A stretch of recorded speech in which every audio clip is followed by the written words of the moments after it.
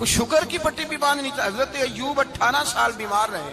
زوجہ کہنے لگی دعا کر لو تو آپ فرمانے لگے بی بی سے کہ صحت کتنی دیر رہی؟ اس نے کہا 60 سال. تو آپ فرمانے لگے ذرا بیماری کو بھی 60 سال گزر لینے دو پھر دعا بھی کر لیں. یہ دعا کی اللہ، یہ لفظ کہے اللہ نے صحت دے دی، تندرستی آ گئی. ایک دن گھر میں بیٹھے بیٹھے زوجہ کہنے لگی کہ ایوب یہ بتاؤ دکھ اچھے کہ سکھ؟ آپ فرمانے لگے سارے دن ہی اللہ کے ہیں پر دکھ بڑے اچھے تھے. مجھ سے پوچھو تو دکھ بڑے اچھے تھے. کہا کس طرح؟ تو حضرت ایوب فرمانے لگے جب میں بیمار تھا تو 24 گھنٹے میں ایک دفعہ میرا رب میرا حال پوچھا کرتا تھا. ایک دفعہ میرا اللہ پوچھتا تھا ایوب تیرا حال کیا ہے؟ فرماتے ہیں 12 گھنٹے تو لذت ہی رہتی تھی کہ میرے رب نے میرا حال پوچھ لیا ہے، اور اگلے 12 گھنٹے میں انتظار کرتا تھا مالک حال دوبارہ کب پوچھے گا. فرمانے لگے اب صحت تو ہو گئی ہے پر اب میرا رب میرا حال تو نہیں نہ پوچھتا. بھائی مشکلات جو ہوتی ہیں وہ تو تجھے سجا دیتی ہیں، سوار دیتی ہیں. تجھے یاد آتا ہے کوئی اپنا، جب تجھے درد ہوتی ہے نا، تکلیف ہوتی ہے، پھر تیرا دل کرتا ہے کوئی کندھا ملے جہاں میں سر رکھ کے رہوں. پھر اسی لیے تو کسی درویش سے کسی نے پوچھا تھا اپنا کون ہوتا ہے؟ تو کہا جو تجھے دکھ کے وقت یاد آئے وہ تیرا اپنا ہے. جو تجھے عین آزمائش کے وقت یاد آئے اور تجھے اس کا نمبر فوراً تیرے موبائل پہ چلنے لگے وہ تیرا اپنا سجن ہے جس کو تو دکھ کے وقت یاد کرے. تو بھائی مشکلات کے بعد جو اللہ آسانی دیتا ہے. حضرت ابراہیم کو آگ میں بھی پھینکا گیا، حضرت ابراہیم علیہ السلام کو ستایا بھی گیا، نکالا بھی گیا، لیکن جب ان مشکلات سے گزرے تو میرا رب فرماتا ہے وَإِذِ ابْتَلَىٰ إِبْرَاهِيمَ رَبُّهُ بِكَلِمَاتٍ فَأَتَمَّهُنَّ قَالَ إِنِّي جَاعِلُكَ لِلنَّاسِ إِمَامًا. کہا جب ابراہیم پورے اترے تو پھر ہم نے انہیں امام بنا دیا. یا اللہ کس طرح کی امامت دی؟ فرمایا میں نے اتنی اعلیٰ شان عطا کی ہے کہ اپنے لاڈلے رسول کو جناب ابراہیم کی نسل میں پیدا فرما دیا ہے. میں نے مصطفیٰ کو ان کی نسل میں پیدا کر دیا، قیامت تک کے لیے ان کا وقار بڑھا دیا. اللہم صلی علی محمد وعلی آل محمد کما صلیت علی ابراہیم وعلی آل ابراہیم. ان کی عظمت بڑھا دی اس لیے کہ جب وہ آزمائش سے گزر کر کے آئے پھر جو آسانی دی. میرے نبی پاک صلی اللہ علیہ وسلم نے دین ابراہیمی کی بہت ساری چیزوں کو رکھا. کہا میں ملت ابراہیمی پہ ہوں. جب کوئی مشکلات کو عبور کر کے آتا ہے، جب کوئی تکلیفیں سہ کر کے آتا ہے، اس کے لیے جو اجر ہوتا ہے، اس کے لیے جو پھر اللہ کتنی ذرا بڑی توجہ کیجئے گا. لوگ سمجھتے ہیں فلاں آدمی مشکل میں ہے تو شاید مشکل میں ہی رہے گا، فلاں آزمائش میں ہے تو شاید میرا اللہ فرماتا ہے ایک مشکل دے کے میں 2 آسانیاں بھی دوں گا.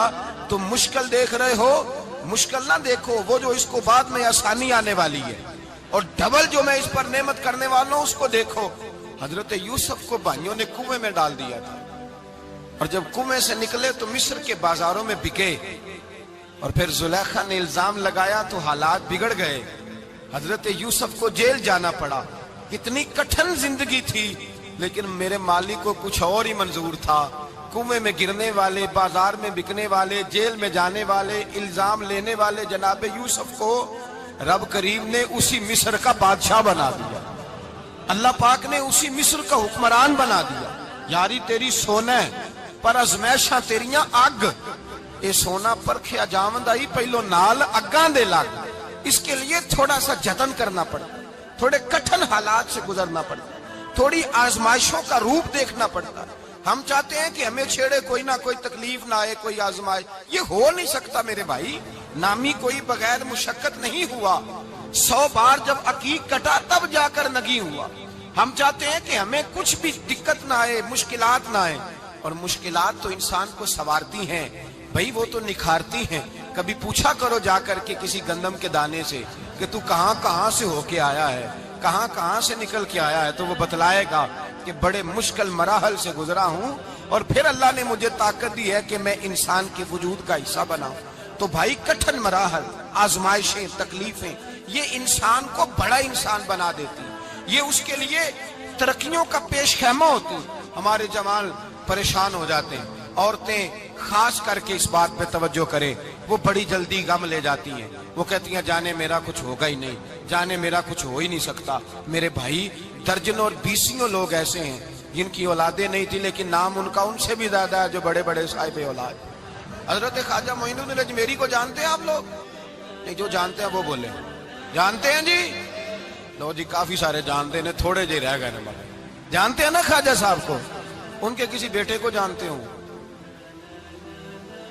نہیں جانتے، نہیں جانتے، نہیں جانتے آپ ان کے بیٹے کو۔ حضرت خواجہ معین الدین اجمیری رحمت اللہ تعالیٰ علیہ کے بیٹے کو نہیں جانتے، لیکن ویسے آپ ہندوستان میں کسی آدمی کو چھیڑ کے دیکھیں، وہ کہے گا میں خواجہ صاحب کا روحانی بیٹا ہوں، میں اولاد۔ حضرت غوث اعظم رضی اللہ تعالیٰ عنہ کی اولاد کو کم لوگ جانتے ہیں، لیکن آپ ویسے کسی کو پوچھ کے دیکھیں 11ویں والا پیر کون ہوتا ہے، ہر آدمی ہاتھ اٹھا کے بتائے گا خدا کے فضل سے ہم پر ہے سایہ غوث اعظم کا، ہمیں دونوں جہاں میں ہے سہارا غوث اعظم۔ لوگ جھوم کے بتلائیں۔ میرے بھائی، یہاں لوگ پریشان ہو جاتے ہیں کہ اولاد ہوگی تو یہ ہوگا، فلاں ہوگا تو یہ ہوگا۔ بھائی ایسی کوئی بات نہیں۔ میرے پاس پیسے ہوتے تو میرا ابا بیماری سے فوت نہ ہوتا۔ جو مالدار ہوتے ہیں تو کیا وہ بچ جاتے ہیں؟ حضرت اسرائیل انہیں چھوڑ جاتے ہیں؟ او خدا کے بندے، تو کیسی بات کر رہا ہے؟ یاد رکھ، یہ جو آزمائشیں ہوتی ہیں، یہ جو تکلیفیں ہوتی ہیں، یہ جو تھوڑے سے مشکل حالات ہوتے ہیں۔ حضرت یونس علیہ السلام کی دوستی ہوگی حضرت جبریل امین سے، جناب جبریل ملنے آئے۔ حضرت یونس علیہ السلام فرمانے لگے جبریل میرا دل کرتا ہے مجھے اس بندے کی ملاقات کرا جو اللہ کا سب سے زیادہ عبادت گزار بندہ ہے۔ حضرت جبریل امین لے گئے دور دور فلسطین کے علاقے میں، اور لے جا کر ایک بندے سے ملاقات کرائی جس کی دونوں آنکھیں بھی کوئی نہیں تھی، دونوں بازو بھی کوئی نہیں تھی، دونوں پیر بھی کوئی نہیں تھی، اور اس بندے کی زبان پر لفظ بڑا کیا جاری تھے، یا اللہ تیرا شکر ہے، یا اللہ تیرا، بول کے کہیے، یا اللہ تیرا، اے اللہ تیرا شکر ہے۔ شکر شکر کر رہا تھا۔ حضرت جناب سیدنا یونس علیہ السلام کہنے لگے میں نے تجھے عبادت گزار کو ملانے کو کہا تھا، تو کہاں لے آیا؟ حضرت جبریل کہنے لگے یا یونس، یہ ہر چیز جانے کے باوجود اپنے رب کی رضا پہ راضی ہے۔ اس وقت دنیا میں نبیوں کے بعد جس سے اللہ سب سے زیادہ پیار کر رہا ہے وہ یہی بندہ ہے، یہ اپنے رب کی رضا پہ راضی ہے۔ اے تن میرا کنگھی ہووے تے میں زلف سجن دی باواں، تے پوش میرے دی جتی بن جائے تے میں یار دی قدمی آواں، مارو مارو مینو مار مکاؤ کوئی عذر نہ پیش لے آواں، تے جے سونا ہی میرے دکھ وچ راضی، جے سونا ہی میرے دکھ وچ راضی، جے سونا ہی میرے دکھ وچ راضی، تے میں سکھ نو چلے ڈاواں۔ مالک کی جب اس حال میں راضی ہے تو بس ٹھیک ہو گیا، ٹھیک ہو گیا۔ وصل اچھا ہے نہ فراق اچھا ہے، بس جس حال میں محبوب رکھے وہی حال اچھا ہے، بس جس حال میں انہوں نے رکھا بات ٹھیک ہو گئی۔ اس میں اب انسان شکوہ کرتے پھرے کہ یہ کس طرح ہے، وہ کس طرح، اپنے آپ کو مطمئن رکھا جائے۔ مشکل کے بعد جو آسانی آئی، حضرت لقمان حکیم، ان کے نام پر قرآن مجید کی پوری سورت ہے۔ حضرت لقمان حکیم علیہ رحمہ آپ اپنے بیٹے کو نصیحت کر رہے تھے، کہنے لگے بیٹا کو مشکل آئے تو گھبرانا نہیں، کوئی مشکل آئے تو کرے بیٹوں کو سمجھ آ جائے کہ مشکل آئے تو، سمجھ آ رہی ہے بات کی، مشکل آئے تو۔ اور کیا خوبصورت جملے، بیٹے کو بٹھا کے کہتے ہیں بیٹا چھوٹی مشکل آئے گی تو اللہ بڑی مشکلات آسان کر دے گا، سمجھو چھوٹی مشکلات آئیں تو اللہ نے بڑی مشکلیں اس نے آسان کر دی۔ اور آپ کو بتاؤں اصل انسان ہوتا ہی وہ ہے جو مشکلوں میں جینے کا ڈھب سیکھ جاتا ہے، وہ بن جاتا ہے جو کرب کے حالات میں جینے کا سلیقہ سیکھ جائے۔ اپنے بچوں کو یہ سمجھانا، حضرت لقمان بیٹے مشکل آئے تو گھبرانا نہیں، بڑی کو ٹال دیتی ہے، وہ نیکی کا اور آسانی کا پیش خیمہ ہوتی ہے، اللہ اس کے بعد آسانی سمجھا رہے ہیں۔ کچھ دنوں کے بعد کہنے لگے آؤ فلاں اللہ کے نبی کی ملاقات کو چلیں، فلاں نبی علیہ السلام سے ملنے چلتے ہیں۔ اس زمانے میں جو نبی تھے ان سے ملنے چلے گئے۔ بیٹے کو بات یاد تھی، گھوڑے پہ بیٹھے، امام ابن جوزی نے اس کو لکھا ہے، گھوڑے پہ بیٹھے تھے دونوں کے پاس گھوڑے تھے۔